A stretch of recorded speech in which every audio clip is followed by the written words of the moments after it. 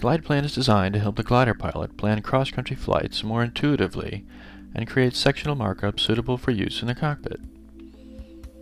The maps used in GlidePlan are high-resolution scans of current sectionals provided by the National Aeronautical Charting Office. Let's open a sectional and take a quick look at some of the features of GlidePlan. This is San Francisco North.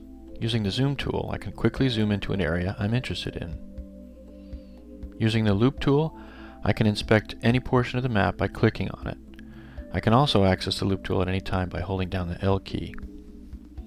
This is Truckee, my home airport for this flight, so I want to put some final glide rings around it. I'm going to select the Distance tool and click on Truckee. I enter the elevation of the airport, and GlidePlan lays down rings at 5 nautical mile intervals. Note that the elevation required to make it back to the airport is labeled on each ring. This elevation is derived from values I can set here in the Parameters window. Using the Format tab, I can also customize the look of the graphics. Here I change the transparency, color, and thickness of the rings. Let's take a look at the same information in another way. When I click on the Altitude tool, the rings are converted to contours of elevation. For example, if I'm located at this point on the map, I know I need at least 8,000 feet MSL to be above final glide to Truckee. I'm going to add air sailing as another potential spot to land. And I'll put in Minden as well. Notice that the rings don't overlap, but rather form contours of equal elevation. As long as I'm above the elevation marked on the map, I know I can make it back to one of the landing spots I've designated. If I change the glide ratio and arrival altitude and then update the map, I can see the effect on the rings. Now for a day where lift is expected to top out at 11,000 feet, I can easily see the boundary of the area I can fly within and still make it back to one of my airports. Let's fill in this impassable area here by adding a land out at Dayton. Much better.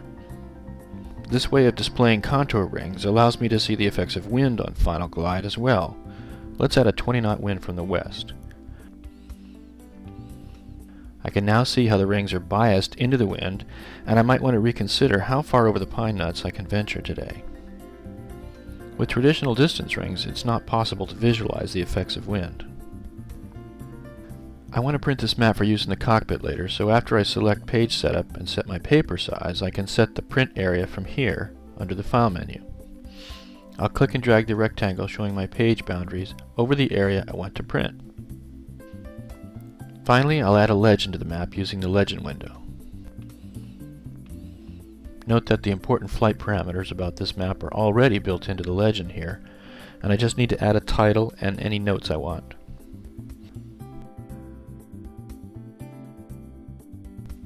GlidePlan can also help me create tasks and analyze them for compliance with FAA requirements. Check out the Going for Gold tutorial at glideplan.com. A demo of this program can be downloaded from the website as well.